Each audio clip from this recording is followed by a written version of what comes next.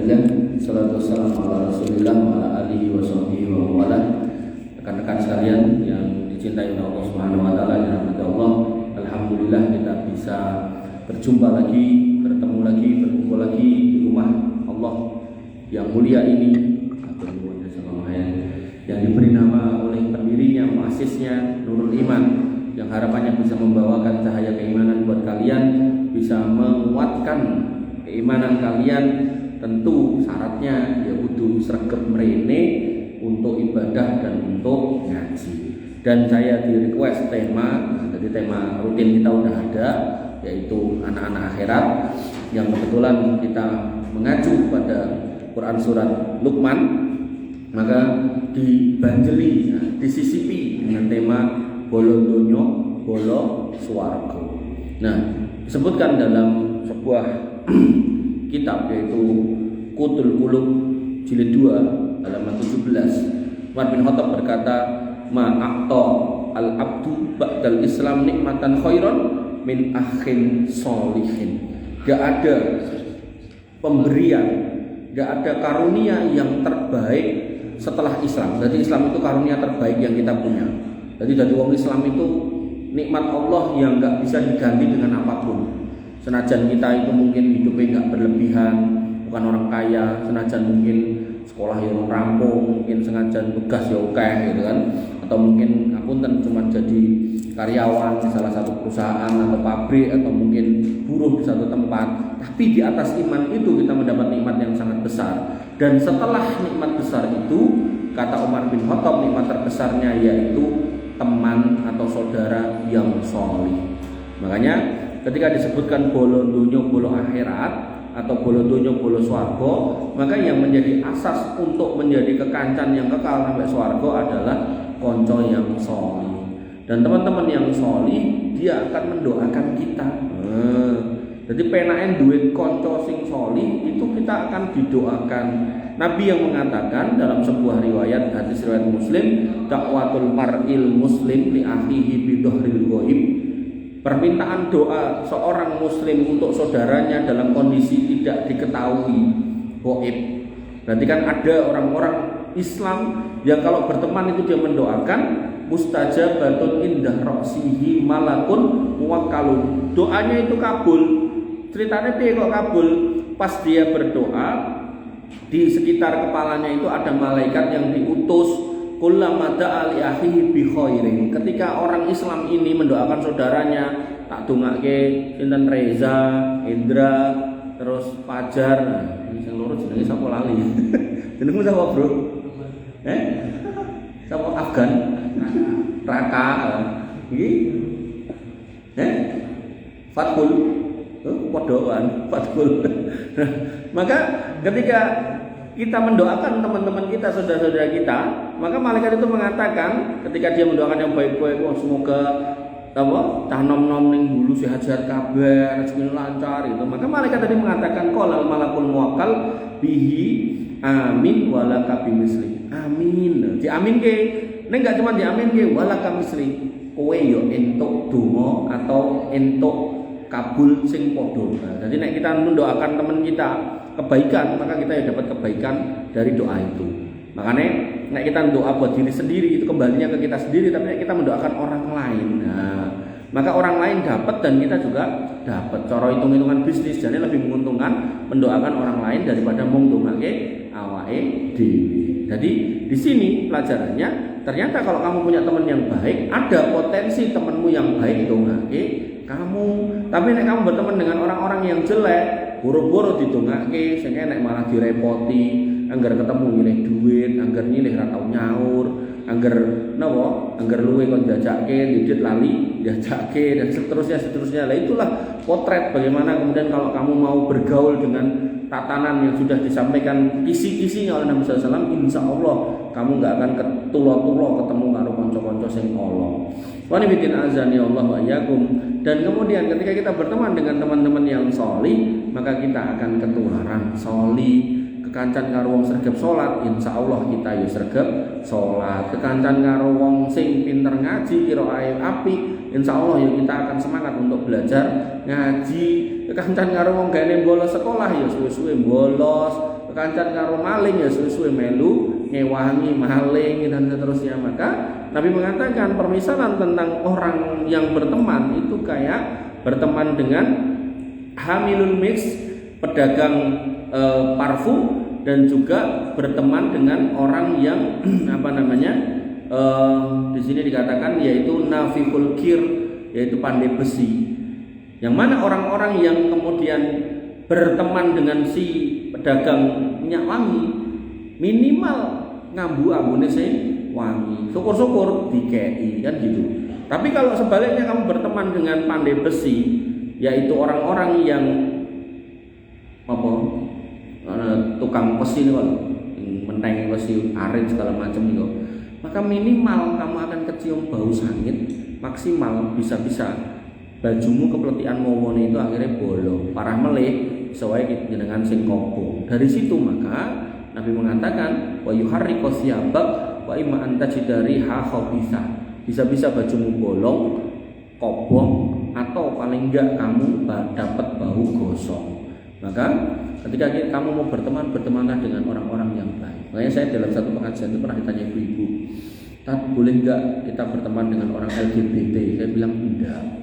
Lah ngopo tak wong kancaku sing LGBT iki wonge pengertian, apik segala macam gitu kan. Bilangnya ngono kuwi gitu. Terus saya bilang, "Bu, kenapa enggak boleh? Karena pengaruhnya itu jelek. Pertama, jenengan akan mengatakan nek LGBT itu luwih apik timbang wong ora LGBT. Dari situ tok wis masalah. Nanti lama-lama jenengan akan mengatakan nek LGBT ra apa-apa sing penting akhlaknya apik gitu. Piye ceritane? Wong akhlak kepada manusia yang harusnya normal dia enggak normal itu sudah enggak benar kok bisa dikatakan lebih baik. Makanya kalau kamu lihat kasus pembunuhan, itu pembunuhan yang dilakukan oleh orang-orang LGBT itu lebih dahsyat daripada oleh orang normal. Jadi kayak Riang itu, wong piro kayak dimutilasi segala macam. Terus banyak kasus-kasus seperti itu. Maka yang harus kamu pahami, kebaikan yang terlihat itu belum mencitrakan isi hati, dan kamu nggak ngerti isi hati. Maka yang terbaik mengamankan diri dari isi hati yang kurang baik itu. Caranya piye? Bertemanlah dengan orang baik. Makanya Nabi mengatakan la tusahib illa mu'minan wa la taqul ta'amaka illa taqiyun. Jangan berteman kecuali dengan orang beriman, dan jangan makan makananmu kecuali orang bertakwa. Orang bertakwa nek mbok jajake ndongake matur nuwun mugi-mugi rezekimu lancar. Nek wong ora bertakwa mbok jajake halah panganan koyo ngene ra apa jenenge ra kelas gitu. Atau apalah bahasa-bahasa yang menyakitkan itu.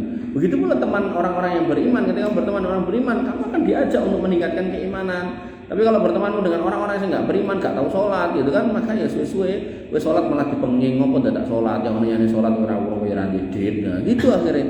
Nah maka kalimat-kalimat seperti ini akan melemahkan iman, dan akan merusak keislaman kita. Wa nabiyina azani Allah wa iyyakum. Imam Al Hasan Al Basri berkata, istaksiru minal asdiqail mu'minina fa inna lahum syafa'atan yaumil qiyamah. Duwe kanca sing saleh-saleh sing weh karena mengko kancamu kuwi bakal dikei kuwasa karo Gusti Allah untuk goleki kowe ngekeki syafaat. Makanya dalam sebuah hadis yang panjang disebutkan setelah orang-orang mukmin itu dibebaskan dari api neraka, itu orang beriman itu wis selamat, kemudian masuk ke surga. Demi Allah kata Nabi SAW, zat yang jiwaku berada di tangannya, sungguh kalian begitu gigih dalam memohon kepada Allah Subhanahu Wa Taala untuk memperjuangkan hak-hak saudaranya. Jadi orang-orang beriman ini yang selamat, wis mlebu surga, dia tuh meminta kepada Allah, ya Allah saya pengen saudara-saudara itu juga selamat, gitu kan. Dan saudaranya di mana? Dia ada di dalam neraka pada hari kiamat. Jadi orangnya kudune wis mlebu surga. Jadi sebelum surga itu setiap orang itu fokus sama dia sendiri-sendiri, amale dhewe-dhewe. Jadi orang mungkin gelem dijaluki nek iki tahu, kancamu njaluk mesti mbokeki. Tapi nanti di akhirat aku njaluk amalmu sithik ra bakal dikeki. Tapi begitu kemudian orang-orang yang beriman sudah masuk surga, iki lho kowe mlebu surga. Tok delalane kancane nyemplung ning neraka, maka dia berusaha untuk meminta belas kasihan Allah Subhanahu wa taala untuk menyelamatkan temannya sing ning neraka tadi. Dan kemudian dalam memohon itu mereka mengatakan, ya Rabb kami, mereka itu yang tinggal di neraka hari ini dulu pernah berpuasa bersama kami, pernah Ramadanan bareng, pernah buka puasa bareng, pernah sholat bareng, pernah juga haji bareng. Delalah dhek khilaf dhek kanca ngejak mendem nyemplung neraka gitu kan. Maka ditanya, dicari. Ngono lho. Makanya pentingnya kamu punya teman-teman yang baik itu kayak gitu. Jadi kurangi temanmu yang jelek, tambahi temanmu yang baik. Jangan sampai malah diwalik. Dijak ning masjid wegah, ya, sobone ra tau ning masjid, akhirnya kok koncon karo elek-elek gitu. Nah nanti ning akhirat sapa sing golek kowe gitu lho. pakmu mbok kowe karan goleki gitu kan. Maka carilah kesempatan-kesempatan atau peluang-peluang yang lebih banyak. Kemudian dijawab oleh Allah Subhanahu wa taala, keluarkan dari neraka orang-orang yang kalian kenal hingga wajah mereka diharamkan untuk dibakar oleh api neraka. Maka orang-orang mukmin ini pun mengeluarkan banyak saudara yang telah dibakar di neraka, ada yang dibakar sampai betisnya, ada yang dibakar sampai lututnya. Kemudian orang-orang mukmin itu lapor kepada Allah Subhanahu wa taala, "Ya Tuhan kami, ya Rabb kami, orang yang telah Kau perintahkan untuk dientaskan dari neraka sudah tidak tersisa, sudah enggak ada. Teman-teman kami udah udah diselamatkan semua." Maka Allah berfirman kembali lagi, keluarkan yang masih memiliki iman seberat dinar, sak koin 500-an ini. Coba keluarkan lagi. Barangkali ada yang punya iman yang tidak tercampur dengan kesyirikan, keluarkan. Maka dikeluarkan orang-orang mukmin banyak sekali dari siksa api neraka. Kemudian mereka melapor, "Wahai Tuhan kami, wahai Rabb kami tidak meninggalkan seorang pun yang Kau perintahkan untuk dikeluarkan." Jadi metu kabeh. Makanya sekali lagi saya ulangi, pentingnya punya teman yang baik itu agar kemudian circlemu yang baik ini menghasilkan kebaikan di dunia, bolo dunya, dan kemudian menghasilkan kebaikan di akhirat, bolo swarga. Nah, oleh karena itu maka dia sebuah hadis dikatakan Nabi SAW pernah ditanya, ilali Nabi SAW, ada yang bertanya pada Nabi SAW, ar-rajulu yuhibbul qaum wa lam yalhaq bihim. Ada orang yang mencintai satu kaum namun tidak pernah berjumpa dengan mereka. Jadi misal ada wong cerita, "Oh, kampung Bulu kan." Padahal wong ora tau ning Bulu. Oh, bocah-bocahnya solihah gitu kan. Kayane ning masjid, pokoke wong nek ketemu nyenengke, ora tau enek sing nganyele, ra enek wong gayeng kabeh nyenengke, kaya salat do salat, sing wedok ya kudungan, omongane ya penak banget, ora nglarake hati. Bulu ya. Nah, terus sing krungu iki kemudian mengingat-ingat, wah Bulu wae. Kapan ya aku di waktu sorono ndelok pergaulan mereka, pengen manggon ning kono, itikaf ning masjid ning kono. Jadi terpikir seperti itu.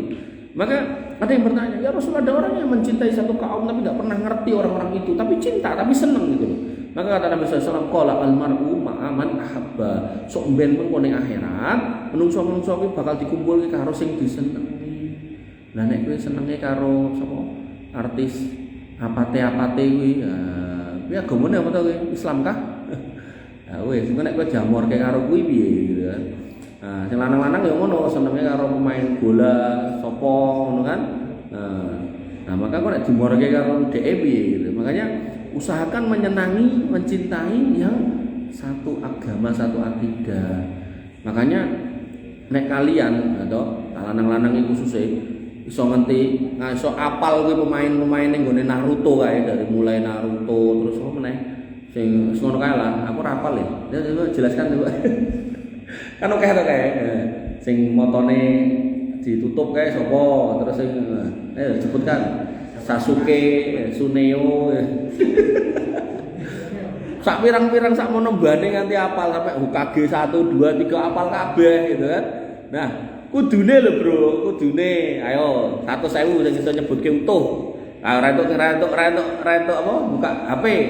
10 sahabat yang dijamin masuk surga, 100.000. Ayo, ndang acung nek wani. Gak boleh buka HP. Nah, kan. Tapi nek kowe tak kon nyebutke Hokage 1 sampai terakhir mesti hafal. Itulah potret kita ya. Bagaimana kemudian kamu bisa menghafalkan yang itu, kenapa yang ini enggak gitu kan?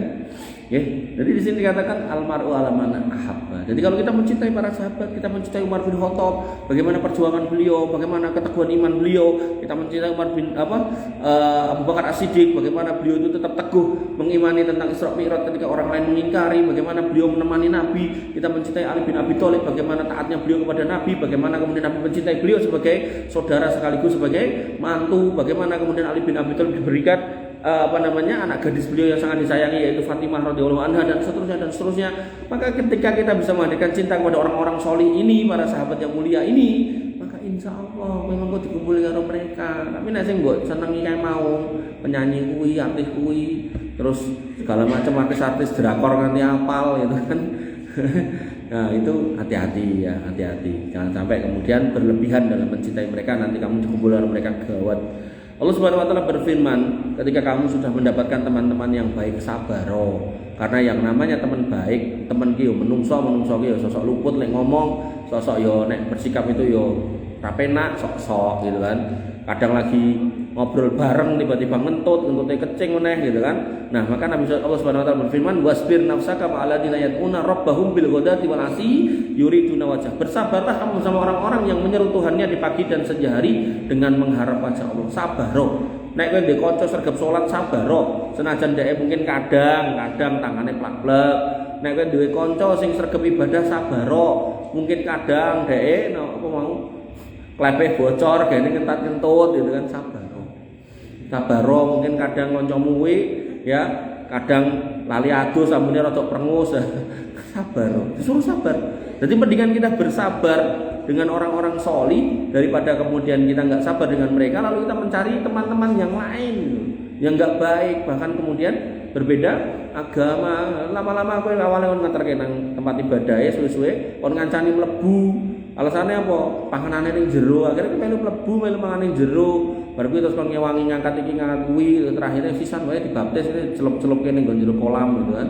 Nah, maka yang kayak gini-gini harus hati-hati teman-teman yang dirahmati oleh Allah Subhanahu wa taala. Kemudian, kenapa kita diminta untuk bersabar agar kita terus menjadi anak-anak yang solih. Jadi berteman dengan orang yang solih solihah, bersabar agar kita jadi solih dan solihah. Karena kalau kita kemudian mengganti teman itu dengan yang jelek, Nabi mengatakan almar'u ala dini khalilihi falyanzur man yukhaliluh. Teman itu mempengaruhi temannya. Makanya kalau kamu pengen ngerti manusia ini seperti apa, sebelum kamu mengecek orangnya, kamu bisa lihat temannya. Ketika kamu kemudian khususnya mbak-mbak ini, kan Nabi mengatakan idza ja'atum man tardawna dinahu wa khuluquhu fazawwijuhu. Kalau kemudian datang kepadamu laki-laki yang kamu ridhoi agama dan akhlaknya. Nah, agama ketok saka masjid, yang masjid enek ora, pas waya salat enek ora, itu ketok agama. Nek akhlak didelok di tempat kerjanya, didelok di kampungnya. Nek delok wonge ora ketok, mergone saking gantengnya sampai silau semua, ora ketok gitu kan. Maka deloken kancane, iki ganteng tapi kok kancane karo bencong-bencong, hati-hati gitu loh. Engko nek enek coro lewat dhek melayu gitu loh. Nah, maka yang harus kamu pahami bahwasanya teman itu berpengaruh sedemikian rupa. Ketika kamu belum bisa menilai orangnya, lihat dari temannya. Berteman dengan siapa? Wah, enek wong lanang kancane karo apa tukang rokok tapi nek pas moro ketemu karo calon mertuane ra tau nggawa rokok gitu ya. Maka insyaallah kuwi ya perokok asline gitu. Mung dideleki wae. Engko nek wis entuk anake rokok dhek, malah rokoknya gede cerutu gitu. Jadi ra trimo rokok cilik-cilik sing gede gitu. Nah, maka seperti ini yang harus kemudian kita pahami, cara mengukur teman itu, orang itu bisa dilihat dari temannya. Baik, kita lanjutkan. Oh, Mas entek. Masya Allah, entek bro. Wanifidin azani Allah wa iyyakum. Ini materinya. Silakan bertanya. Nek ditanya reso jawab, silakan bertanya. Sing bertanya entuk hadiah. Hadiah duit ya benar nang kene duit. Ayo ngacung. Wes, sik pengendi sik. Dari sana sik weh. Sana terus laki-laki terus sana ngono ya.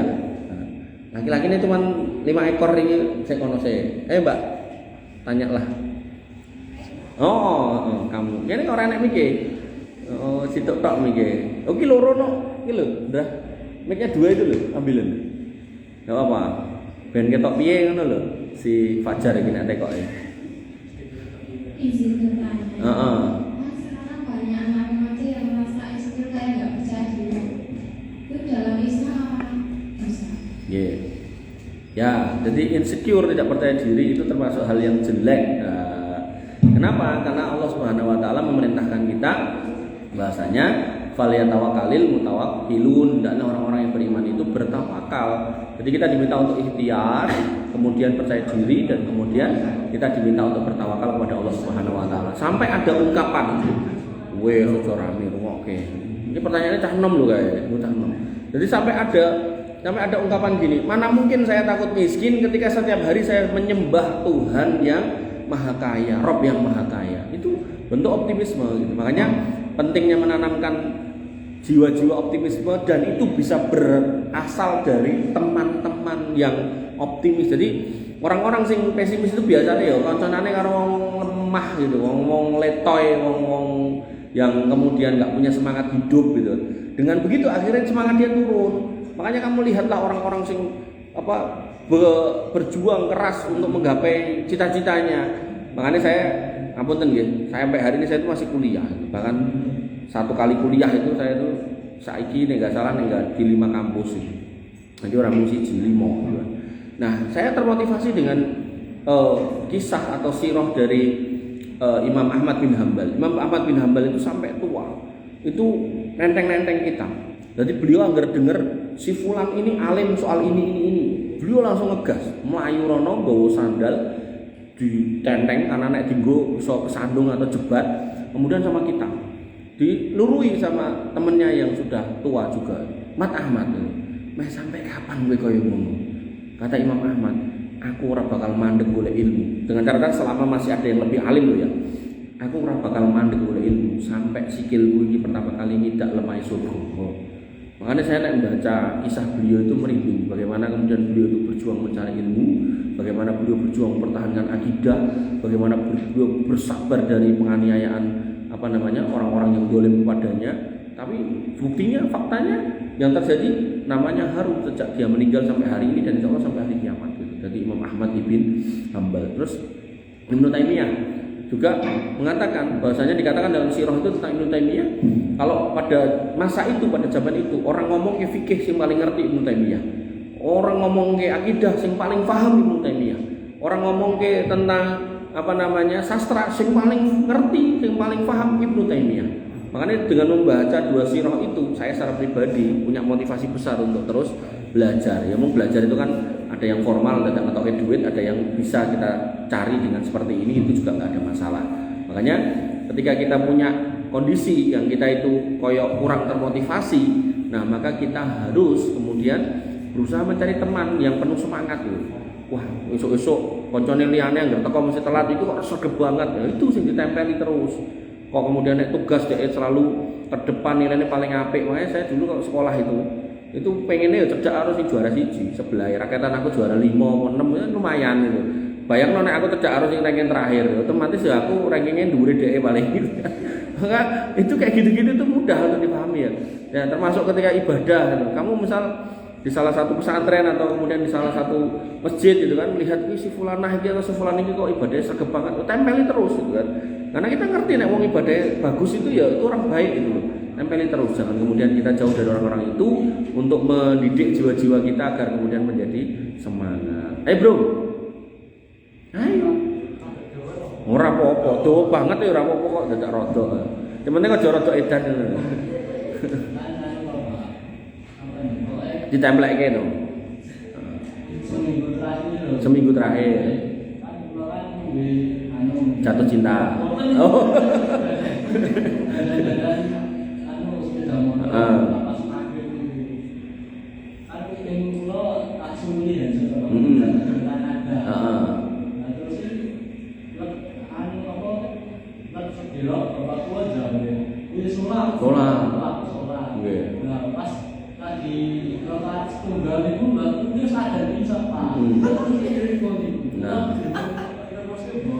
Oh ya.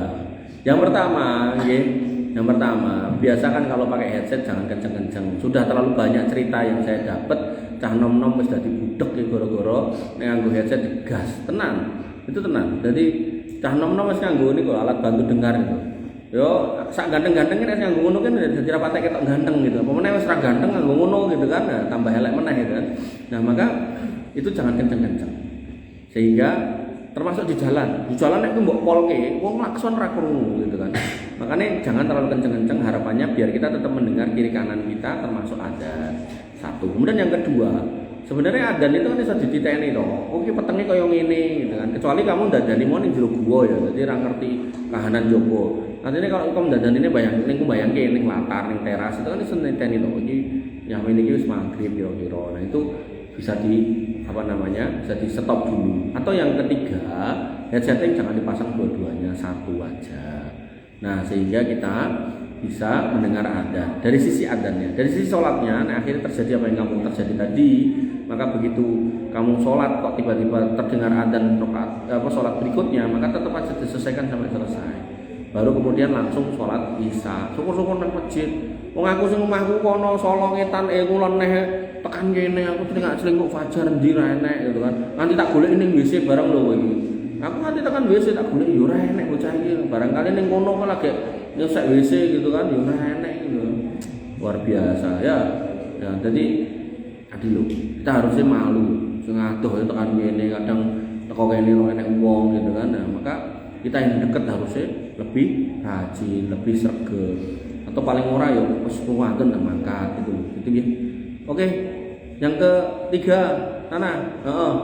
Enggak hafal namanya. Silakan. Oh, mike mau lo dihubungke digeser. Wis, enggak apa-apa. Enggak apa-apa. B.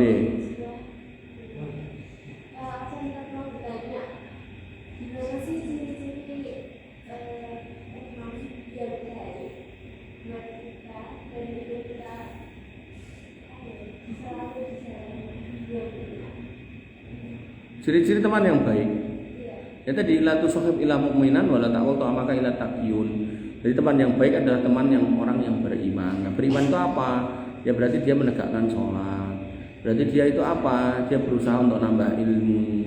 Dia berusaha untuk berjalan di atas Al-Quran dan Sunnah. Dia belajar terus, dia memperbaiki diri. Ya, termasuk apa? Dia punya akhlak yang baik. Termasuk apa? Kalau dalam Quran surat Luqman itu dia tidak berjalan dengan sombong, dia merendahkan hatinya, tidak kemudian congkak dan seterusnya. Maka teman yang baik itu otomatis rangkaian dari orang yang beriman, bertakwa dan berakhlak. Jadi 3 hal ini kalau kita bisa mendapati orang-orang seperti itu, kamu pegang. Saya punya teman yang kayak gitu, itu tak pegang. Saking saya megangnya kenceng, daerong nyambut gawe tak kayak gawean, daerong nikah tak golek bojo, gitu. Sampai terakhir dia megang perusahaan saya di Jakarta toh.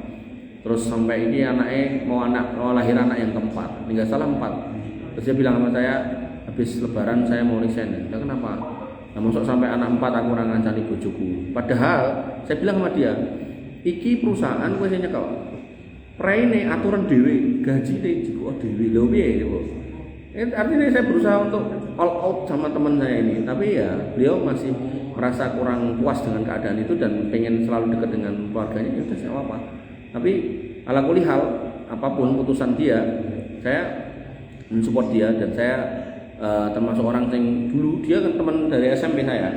Jadi tadi saya ngomong sama Mbak Ayan sana tadi, bahwasanya untuk nyari teman yang semangat, saya itu melihat dia itu orang paling semangat. Nah dia itu nggak pengen riak. Jadi ketika santri yang lain itu belajar, dia turu. Santri liane turu, dia belajar. Nah, gandeng pada waktu itu saya ketua OSIS, jadi tak walik gitu kan. Ketika wong liya turu, nah aku belajar. Nah, wong liya turu meneh, aku melek karena aku ketua OSIS, jadi kudu njogo keamanan toh. Tak delok dhek melek, tak kuntit di mana dia belajar. Nah, kadang ya tak lirik-lirik itu loh, maca kitab apa dan seterusnya. Termasuk kalau sore hari gitu, dia keluar dari pesantren ke sawah, mojok di salah satu sisi sawah itu. Apalan gitu. Nah, aku udah dewes mulai, aku ning kono ya apalan dia gitu. Jadi saya ngikuti jejak dia gitu. Jadi saya merasa tadi itu yang tak sampaikan tadi bukan cuma sekedar teori, tapi lebih kepada saya sudah mempraktekkan ketika kita bisa berteman dengan orang-orang yang baik dan saya mengingat dia adalah orang baik, maka begitu dia kemudian tadi datang cerita orang begawean dan bilang ayo kerja karo aku. Terus akhirnya pas saatnya kok nomormu 30 sekian dong nikah nih.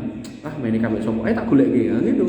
Jadi kita all out sama teman-teman yang baik seperti itu ya, dan karena kita pernah merasakan ada imbas kebaikan yang kita terima dan ternyata teman yang pintar itu kemudian tidak menunjukkan kondisi-kondisi yang akan bertemu dengan kesuksesan karena terkadang itu sing rapatek pintar itu sing manis spekulasi, tapi kalau sing pintar-pintar itu biasanya main aman gitu.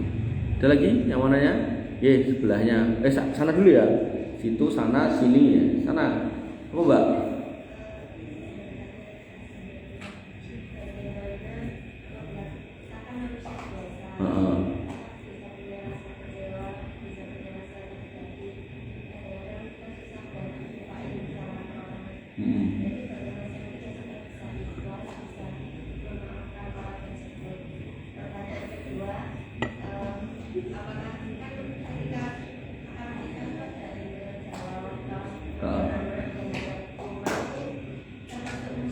Ya, oke.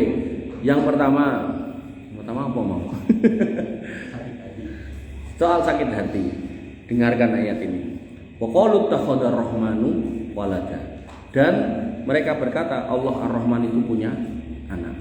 Laqad ji'tum sayyan iddah. Sudah kalian datangkan kalimat yang mungkar tentang Allah. Kemudian takadu samawati yatafattarna minhu, hampir-hampir langit itu terbelah. Wa tansaqul ardu, dan bumi itu hampir-hampir langit itu pecah, bumi itu terbelah. Wa takhirul jibalu, dan yang namanya gunung itu hancur, hadda, sehancur-hancurnya. Kenapa? Anta aulir rahmani walada, karena ucapan kalian Allah itu punya anak. Ayat ini menunjukkan bahwasanya Allah itu sebenarnya anyal dengan orang-orang yang mengatakan Allah itu punya anak. Sampai Allah mengancam langit ini tak bleke, bumi ini tak belah, gunung tak remuke. Mungkin karena Allah menamakan dirinya sebagai Ar-Rahman, Ar-Rahman, Ar-Rahman, dan Nabi Muhammad SAW disifati sebagai disifati sebagai rahmatan lil alamin, rahmat buat semesta alam. Maka pengutusan Nabi Muhammad SAW ini menyebabkan adab itu tertunda. Nek umat-umat dulu dibinasakan. Nah, Allah yang sedemikian anyel dengan ucapan itu aja mengatakan melalui nabinya, man qatala mu'ahadan lam yara raihatal jannah, siapa yang menyakiti orang kafir mu'ahad, orang kafir yang ada di negeri yang damai, enggak akan mencium bau surga. Padahal bau surga itu bisa tercium min masirati arba'ina yauman, dari jarak perjalanan 40 tahun melaku. Nek zaman Nabi itu pakai unta 40 tahun niku, nek untane mlakune 4 sampai 5 km per jam, dipengke 10 jam sehari, dipengke 365 hari, dipengke 40 tahun itu ketemunya 700.800 km. Itu setara dengan 17 kali ngubengi bumi gitu kan. Maka Nabi mengancam wong sing menganiaya wong kafir di negeri yang damai, senajan mereka ngomong kayak gitu sing marai Allah itu anyel, maka Nabi mengancam kamu gak bakal mencium bau surga. Allah yang anyel pun menahan amarahnya. Oleh karena itu, ketika kita ya punya jiwa atau rasa anyel sama orang, maka ingatlah ayat ini. Kalau Allah itu punya kuasa menghanguskan manusia karena mengucapkan Allah itu punya anak, tapi Allah tahan. Nah, maka kita dikatakan Nabi SAW terkait dengan perasaan tadi, Nabi mengatakan mazadallahu abdan bi'afin illa izzan. Orang yang punya rasa sebel pada orang lain yang dia bisa menahan diri, maka Allah akan memberikan izan, kemuliaan. Guru saya berpendapat yang namanya kemuliaan itu enggak cuma terbatas pada ilmu, terhadap gelar, pangkat, jabatan, bukan. Bahkan beliau berpendapat, nek aku disakiti orang, aku bisa sabar hati saya, sesuk atau lusa saya yakin ada yang nganterin duit. Jadi beliau langsung berpendapat itu bisa bermakna duit itu. Nah, sabar di situ. Dan termasuk pintu surga niku ada 8. Salah satunya adalah pintu sabar, salah duanya adalah kadhiminal ghaidha wal afina 'anil nas, itu pintu menahan amarah dan memaafkan orang lain, dan salah tiganya adalah pintu ridho, pintu rela atas semua yang sudah terjadi sama kita, ridho atas semua takdir yang terjadi sama kita.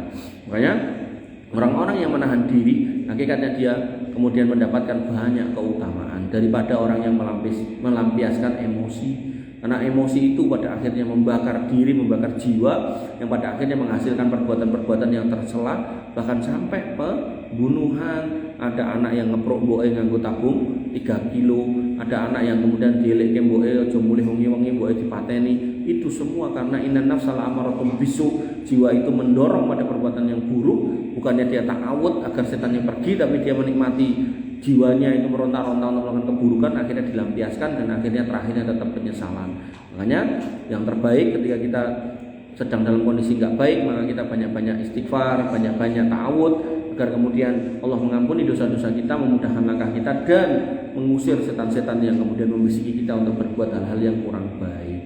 Kemudian pertanyaan yang kedua terkait dengan hitung-hitungan weton, maka dalam Islam tidak ada, gak boleh, dan itu masuk dalam kesyirikan. Nabi SAW mengatakan la tasubud dahra fa inni ad-dahra. Allah berfirman dalam hadis qudsi, jangan kamu caci maki masa, karena masa itu adalah aku, karena yang menciptakan masa itu adalah aku. Oleh karena itu maka semua hari dalam Islam itu baik. Di antara semua yang baik itu ada yang terbaik, itu benar, seperti hari Jumat, seperti hari Arafah, seperti Dzulhijjah 10 hari terakhir bulan Ramadan, seperti apa namanya? Aku tadi lali. Seperti apa nih ya? Pokoknya adalah hari-hari yang lebih utama dari yang lain. Iya.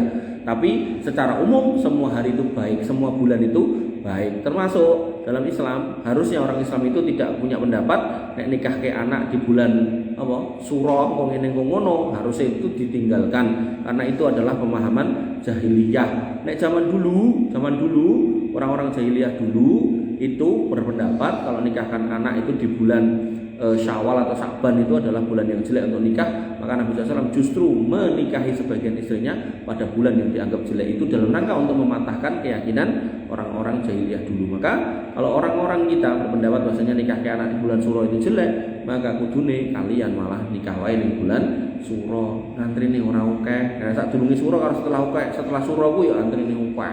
Dibuktekke dengan apa? Biasane mbok umpakmu kuwi entuk ulem akeh banget biasane. Nanti gersulon, bendino kok napa jagongan ramung siji sok-sok 7 wae. Nah, karek keping wae nek 7 ping 50 ya 350 pisan. Ngoten nggih, Mbak. Siap. Ada lagi? Sini lagi-lagi sik. Sono sini. Nah, piye Mas? Bisa izin bertanya. Bagaimana cara kita mengistiqomahkan akhlak kita, perilaku sholat kita di era bagaimana sekarang pergaulan itu sebebasnya sangat mulia. Ya. Dikatakan oleh Nabi SAW terkait dengan bagaimana mengistiqomahkan jiwa yang meronta-ronta itu, Nabi mengatakan mastama qaumun fi baitin min buyutillah yatluna kitaballah wa yatadarusuna bainahum illa nazalat alaihimus sakinah. Tidaklah hamba ini mau berkumpul di masjid di antara rumah-rumah Allah, membaca Quran, mempelajari isinya, bermajelis ilmu, maka Allah akan berikan sakinah, ketenangan jiwa. Ketenangan jiwa ini yang kemudian diiringi dengan wa ghusyatumur rahmah, didatangkan hidayah. Makanya Mas, saya secara pribadi, walaupun mungkin kalian atau sebagian kaum muslimin nyeluk saya ustaz, aku ya menungso biasa, ya bisa khilaf, bisa salah, pasti. Dan saya meyakini itu, karena ini ada kondisi-kondisi yang mungkin saya juga khilaf. Maka saya juga nggak pengen terjerumus pada maksiat. Makanya saya memaksa diri saya untuk majelis ilmu. Mung bedone ngapunten, dalam kondisi-kondisi yang ada saya ngajar. Makanya Nabi mengatakan kun aliman au muta'aliman au mustami'in wala takun robian. Jadilah orang yang ngajar atau muta'alim teko karo nyatet, atau mustami'in ngomong ketok kaya kowe gitu kan. Nah, tapi jangan jadi yang keempat, orang jadi sopo-sopo. Makanya saya memaksa diri saya untuk isi pengajian. Nah, sebulan itu jadwalku ini minimal 80 gitu. 80. Jadi bar maghrib wis kebak, bar isya itu hampir kabeh kebak, bar subuh gitu. Jadi total itu minimal itu 80 kali sebulan. Dalam rangka itu dulu ngerem jiwa-jiwa yang meronta-ronta gitu. Gitu. Mung nek levelane kalian cah nom-nom kan sing meronta-ronta kan pacaran karo sapa yo, ini salah satu contohnya. Nek sing levelan koyo aku ngene iki kawin meneh kapan yo. Ngono kuwi lho. Lho bahasane wis ngono gitu lho. Nah, nek bocil-bocil ngene kan pacaran lah, opo lah gitu kan. Nah, gitu. Makanya yang harus kita pahami adalah ya jiwa itu benar-benar selalu mengajak pada yang jelek, maka kita harus paham itu dan kemudian kita ngerim. Cakrame itu dikuati, kapasnya diganti. Carane banyak-banyak majelis ilmu. Dadi nek kamu di sini wis berikrar seminggu pisan kok kene. Nah, aja mung pisan iso tambahi. Nah, tambahi. Sampai akhirnya saya punya karyawan. Karyawan yang saya istilahnya bukan tak openi ya. Tak jak mekaryo kita SMA, tapi tak suruh kuliah, tak kuliahkan gitu. Itu ya namanya baru kuliah gitu. Dia tak suruh kuliah, tak suruh kerja, tak isi waktune pokoknya maksimal. Manut orangnya, dalam manut. Sampai puncaknya dia sudah semester 7 mau selesai kuliah. Terus bilang sama saya gini, "Tat, sosok nyelok Mas, umurnya ya rada rapati kacek adoh." Nah, piye. Saya itu kan memang belum selesai kuliah. Terus piye? Panjenengan kan ngerti, Jakarta itu kan godaannya seperti itu ya. Terus saya harus berusaha untuk puasa Senin Kemis, puasa Daud. Saya berusaha untuk mengurangi makan biar enggak bergejolak jiwa raga ini. Tapi sekarang kayaknya saya udah enggak sanggup. Kira-kira ada enggak cara lain yang bisa mengekang nafsu saya yang meledak-ledak? Jadi saking dia itu nganggap saya itu kayak entah mase, entah pae, entah mudeng ya. Jadi ceritanya belak-belakan gitu. Oh, mas sampai level kuwi tak gitu kan. Iya. Ya sekolah nikah wae berarti gitu. Terus sama siapa? Ya karo cah wedok lah, mosok karo cah lanang gitu. Ning ngene, gandeng kowe anake pakmu. Artinya dia punya bapak punya ibu. Ngomong karo pakmu sik karo mbokmu entuk ora. Nek mbokmu pakmu ra entuk, jelasno supaya entuk. Iku wilayahmu. Nah, engko nek wis kono kek lampu ijo, ngomong karo aku tak golekke atau tak ewangi golek. Hingga cerita begitu kemudian apa namanya, dia ngasih ngomong orang tuanya boleh, tak tanting tenan ora aja ngomong oleh kok ternyata pengakuanmu pakmu ra entuk. Artinya kok nek nglamar iku kudu pakmu mbokmu teko, enggak boleh kamu tok sendirian. Boleh bener. Oh ya wis, nek emang boleh ayo tak carikan. Singkat cerita gitu kan. Dalam 2 atau 3 bulan ketemu nikah gitu. Saya wis dibojo gitu kan. Nah, wis dibojo. Jadi urung lulus sarjana tapi wis nikah. Gitu. Jadi hal-hal seperti ini nih perlu disiasati sesuai kondisionalnya. Nah, secara umum yaitu isilah waktumu faida farokta fangsok. Nek kamu masih ingat dulu saya bikin whiteboard gambar di whiteboard di depan itu. Tangga-tangga yang mana ngisor itu kan isi waktu luang ini. Waktu luangmu itu berapa kamu hitung, kamu isi waktu luangmu ini. Nggo ngaji entuk, nggo kerja entuk, nggo gawe apa jenenge melu kursus iki kursus entuk kok diisi terus sampai maksimal. Jadi umur-umuran kamu itu wilayahnya nyari ilmu, apakah ilmu tinggo dunia boleh, ilmu tinggo akhirat ya boleh, syukur-syukur ilmu dunia akhirat tuh HP gitu kan. Tapi nek seumur-umuran kalian itu akeh meneng langut, akhirnya setan bisiki gitu loh. Wis aneh-aneh bisikane macam-macam gitu kan. Pemenang tahun barunan itu bisikane napa? Titik sapa sing digedak. Aduh, wes gitu. Ada lagi? Oh iya, kamu monggo.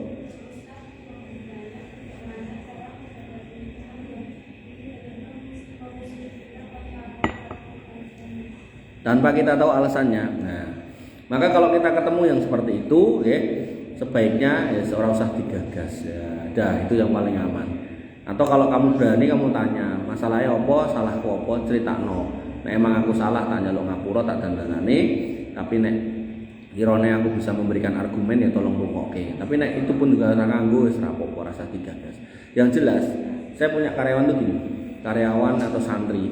Itu tuh macam-macam modelnya. Nah, jadi ada yang manut, aku seneng.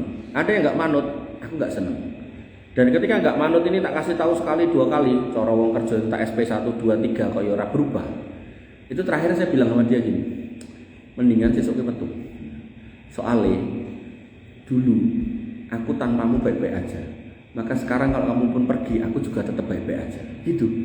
Maka jadikan dirimu itu baik-baik aja tanpa tergantung pada orang lain. Artinya ketika kamu punya teman yang memang kamu anggap teman awalnya, tapi kok kemudian dia tiba-tiba kayak bahasamu tadi ngenengke, maka sifat kesatria kita, itu kesatria ada masalah itu. Datangi tanyakan, enak masalah apa? Salahku apa? Nek emang aku salah tak njaluk ngapura, tapi nek kirane aku merasa itu enggak salah, tak jelasno rungokno.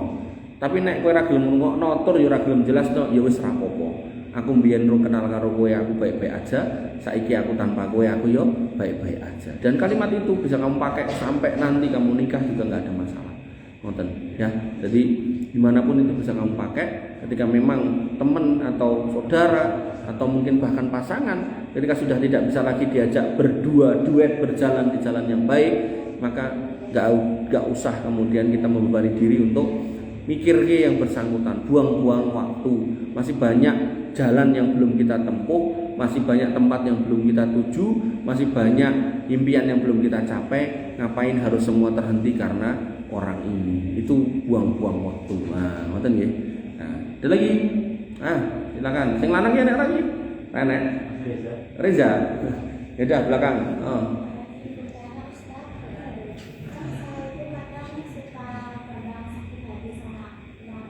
Wus. Kamu gampang sakit hati sama orang? Sama omongan orang. Lah ya, kamu. Terus?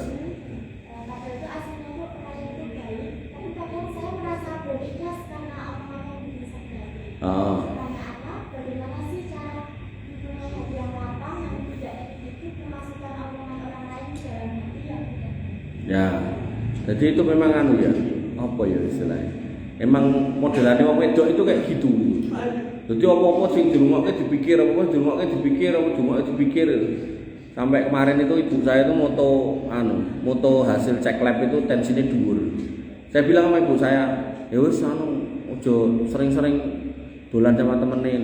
Lah emang ngopo dolan sama temenin kok rasan-rasan akhirnya jadi pikiran. Sopo sing rasan-rasan? Lah mosok nek dolan menengan wae, ora mungkin mesti kan karo ngobrol ke sapa gitu to, tak gitu kan gitu. Dan memang itu penyakit wanita gitu. Jadi nek bisa itu tadi loh saya tak bilang tadi. bahwasanya kamu itu bikin resolusimu. Apa nih tahun depan kamu mau ngapain nih? Kamu kelas berapa tuh, Mbak? 3 SMP ya. Tahun depan berarti SMA. Nah, resolusiku, wah, nilai enak NIM rata saiki. Enggak ada ya. Nilainya baik, lulus dengan yang terbaik atau dapat sekolah terbaik atau mungkin hafalan Quranku nambah 2 surat. Nah, orang ngomong 2 surat wae lah gitu kan. 2 surat atau kemudian aku terus maca buku iki atau mungkin punya tambahan skill bisa ini bisa itu. Ya harusnya kayak gitu. Makanya kita kudu kapan-kapan kita hadirkan whiteboard lagi gitu. Jadi yang paling pertama itu isi waktu luang. Ketika waktu luang kita tuh udah habis dan itu kita bisa nggak cuma buat kerja tapi kita bisa pelatihan, nambah soft skill. Insya Allah kamu nek wis tersibukkan dengan hal yang baik, kamu nggak akan peduli dengan yang lain. Jadi saya, secara pribadi saya itu ya mesti duit temen toh, SD duwe, SMP duwe, SMA duwe, kuliah itu saya nek sampai 15 tempat kuliah itu berarti kan teman saya ya banyak toh. Tapi saya tuh nggak pernah tuh meng WA konco saya itu, "Piye kabarmu saiki ning ndi ayo ngopi?" Itu nggak pernah. Hampir nggak pernah. Karena saya merasa hidup saya itu udah harus bikin ini, harus nyusun materi ini. Makanya itu Om Kuat itu nek request ini materi ini kan belum lama request.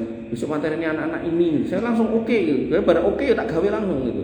Jadi itu terus bikin jurnal, bikin buku, kemudian garap tugas kantor, kemudian ngurusi pesantren, yayasan, kemudian ngurusi bisnis. Jadi ketika kamu sudah isi waktumu dengan hal-hal yang positif, kamu terbiasa kemudian memenuhi hari-harimu dengan hal-hal yang positif, insya Allah jangkauan langkahmu atau capaianmu akan mengungguli orang-orang yang biasa ngelarak ke hatimu. Itu akan kemudian jebule kowe emang semono tau gitu loh. Gitu. Paham enggak? Jadi saya dulu seumurmu itu kadang tuh nek kamu karo kanca kadang ya sok meri gitu. Meri ini piye? Kancane numpak motor, kita numpak sepeda sosok mlaku gitu kan. Jaluk pake ora ndit gitu kan. Pake mau macul gitu kan. Delalah sing dipacul ya dudu sawahe dhewe gitu kan. Maka kebayangan kondisi ekonomi pada waktu itu, kondisi ekonomi saya gitu. Tapi saya punya keyakinan nek pada satu masa gitu kan, ketika kita kemudian berjuang untuk mencapai kebaikan, kemakmuran, kemajuan kita sendiri, insya Allah kita akan mengungguli orang-orang ini. Nah itu loh yang pengen tak tanamkan yang kalian itu loh. Kalian itu masih masa-masa di mana harus ngisi hari-hari dengan yang positif. Jangan kemudian dikebai nganggo drakor, akhirnya kowe yo melu-melu koyo pelaku drakor gitu kan. Jadi melu-melu gaperan, melu-melu kalah gitu kan. Kenapa kok Korea Selatan itu gencar gawe drakor? Karena di sana banyak perceraian. Gitu loh. Makanya yang ditampilkan ada film-film tentang rumah tangga agar harapannya masyarakat itu orang gampang cerai. Sebagaimana di Amerika, kenapa film Amerika banyak yang action? Karena di sana banyak kriminal gitu loh. Makanya kamu jangan sampai terlarut. Kita itu kan nikah wae urung gitu kan, ngapain mikir kayak drama-drama orang-orang Korea? Mendingan kita fokus gitu. Makanya aku yang mengkrungu drakor tapi ya nonton ya ora tahu gitu. Nah, hal-hal seperti ini yang harus kemudian kita pahami ya. Agar jangan sampai kemudian kita menyia-nyiakan waktu kita, apalagi sampai mikir ke sibuk ngelangut, ngeling-ngeling ngomongan. Padahal saya ngomong mungkin wis dadi mbuh gitu, dadi wong hebat, kita cek pikiran omongane wae gitu kan. Nah, maka itu tentu akan menyia-nyiakan hidup dan waktu kita. Monggo yang lain. Apa Mbak?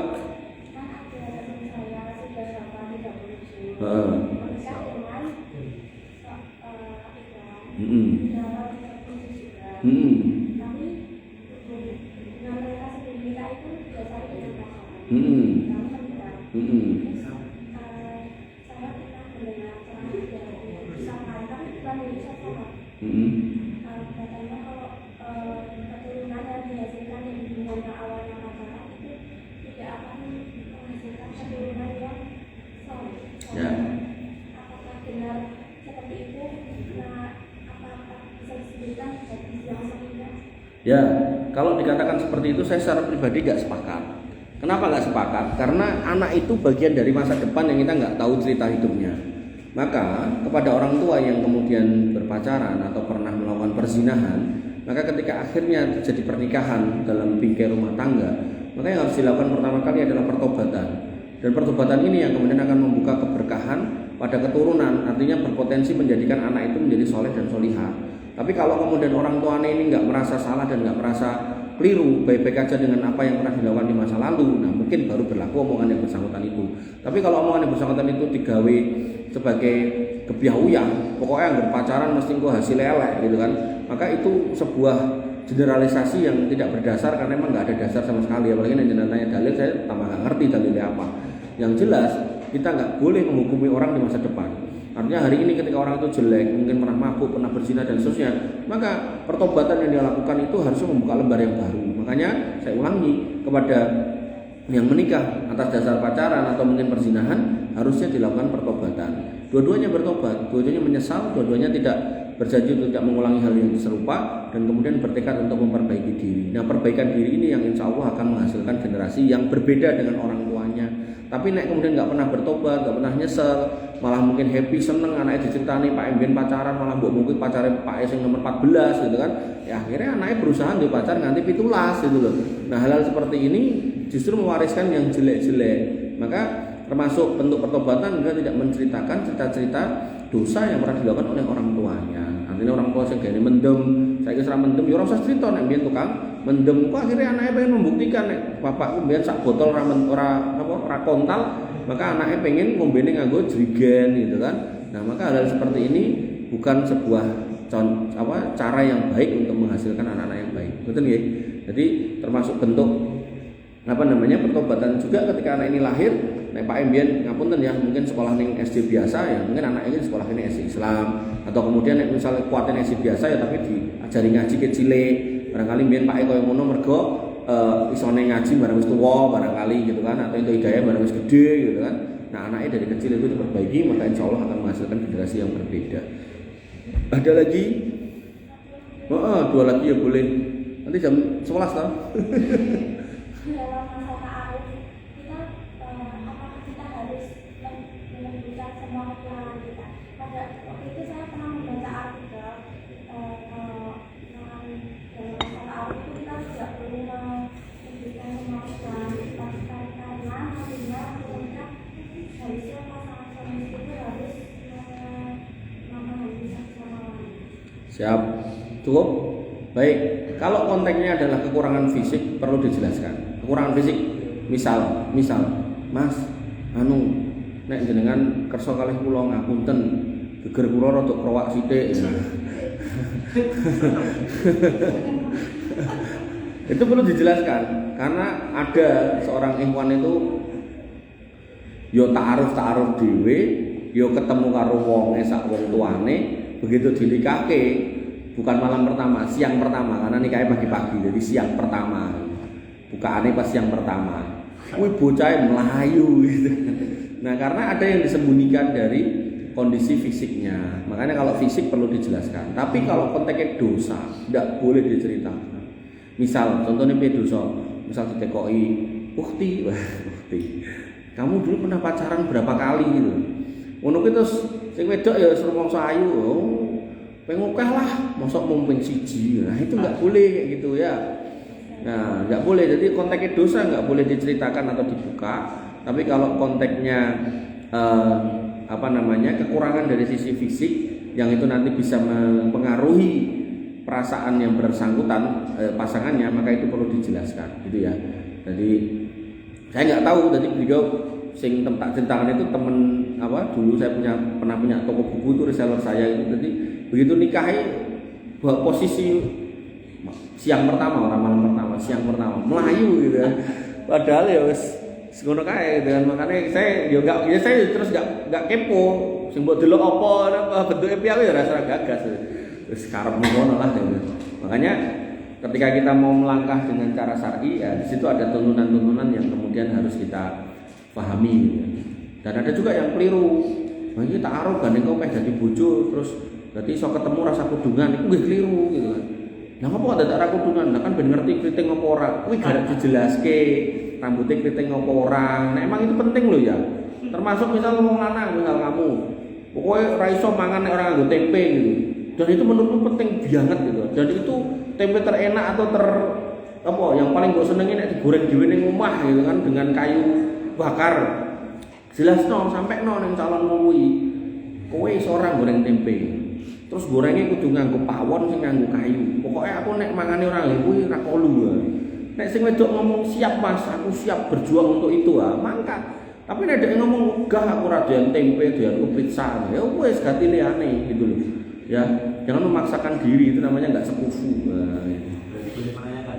Oh, harus ditanyakan untuk yang memang itu penting untuk kita loh ya. Loh, enggak. Yang ini loh, yang tadi apa namanya sing sifatnya itu nanti akan mengganggu kita gitu. Kan ada orang-orang tertentu ngapunten ya. Dia di tempat tertentu itu duwe tembok. Tembok itu biasanya kan tumbuh bulu toh. Nah, misal tadi aku tak bahasai kerowak, ini orang kerowak lah. Tembok gede ini enak bulune gitu kan. Lah, barangkali itu pas rak lamber gue wedi gitu kan. Nah, makanya itu perlu dijelaskan. Nah, enggak apa-apa, itu enggak apa-apa. Itu demi untuk menjaga kelanggengan rumah tangga pada kondisi-kondisi berikutnya. Enggak apa-apa, itu perlu dijelaskan. Atau apa ya? Pokoknya hal-hal yang mengganggu gitulah. Nah, itu perlu dijelaskan. Nah, makanya dulu tuh saya pernah mentarufkan temen ini gak ning aku ora duwe channel cepeke itu loh, sing dijaluki angele ngene. Minimal lulusan SMA, kulitnya putih, terus cabut gawe, ngono iki. Aku kan dia bingung ya, nek angger mung lulusan SMA mungkin oke, atau angger wis cabut gawe mungkin oke. Telu kuwi lho. Nyambut gawe bareng kan, angel kan. Tinggal cerita tak pasrah karo Ustaz Lio itu gitu kan. Tempoke nikah lah gitu kan. Nikah begitu hamil anak pertama. Ku angger bar subuh. Kuwi mbake kuwi metu kok omah, tengok-tengok ning buk ning tengah desa. Ning dhuwur buk kuwi, ning isor buk kuwi enek kalen. Hampir tiap subuh, bar subuh. Terus si koncoku ini, temanku ini kemudian mengatakan, kok aneh bojoku ngopo ya. Nah, terus akhirnya Mbak ini sok-sok suka nesu-nesu gitu loh. Jadi kayak wong kesurupan gitu. Tekok sama saya, teman saya, ya diruqyah wae no. Diruqyah nganti ping 2 apa ping 3 enggak ngefek gitu. Nah, wis diruqyah enggak ngefek, berarti kesimpulannya bukan kesurupan atau bukan kelebonan jin, tapi karena sakit jiwa. Gowo ning rumah sakit jiwa. Tenang, di rumah sakit jiwa diidentifikasi memang sakit jiwa. Wah, koncoku protes ning aku. Lah aku ora ngerti to nek kuwi wong ngono, wong kuwi sing nggo usat kae gitu kan. Nah, ngene wae coba tekokno ning keluargane. Tenang, tekok ning keluargane. Memang benar dulu waktu SMA pernah stres gitu kan. Pernah stres, kleru. Ini anaknya ning kene. Pernah stres gitu loh. Terus teman saya terus bilang, nek ngono aku ra iso melanjutkan iki. Ya wes, memang ra iso, nek arep pisah ya ora apa-apa. Jadi sesuatu yang memang enggak bisa dilanjutkan ya enggak perlu dipaksakan, akhirnya pisah. Nah, singkat cerita, bareng balik ning omahe.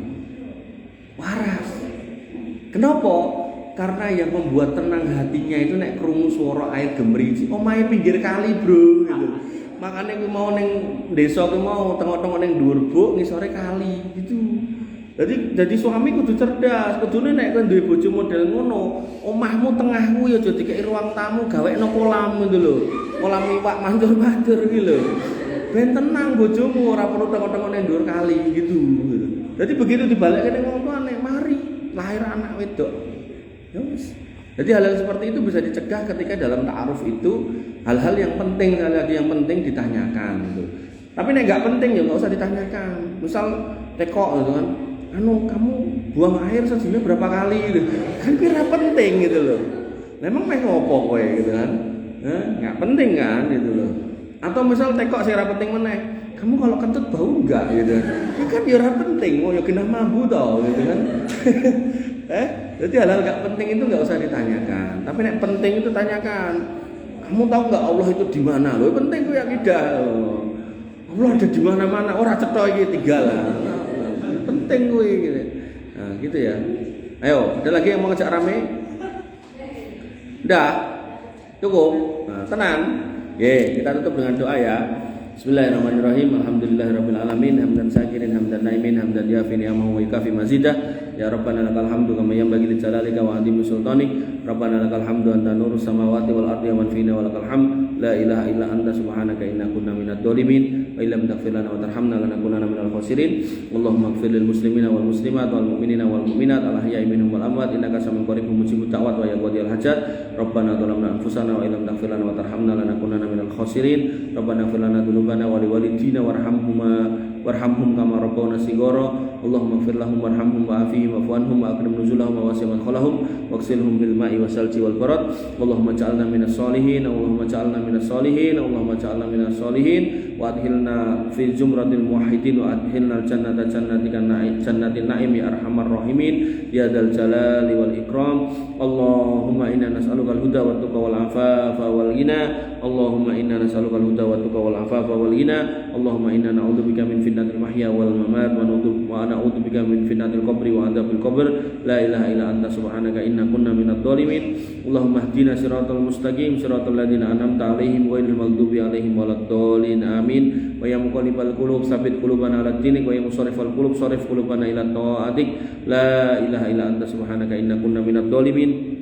Wa illam taghfir lana wa tarhamna lanakunanna minal khasirin. Rabbana atina min ladunka rahmah wa hayyi lana min amrina rasada. Rabbana atina fid dunya hasanah fil akhirati hasanah wa qina adzabannar wa qina adzabannar wa qina adzabannar. Wa akhiru ta'wana alhamdulillahi rabbil alamin wa sallallahu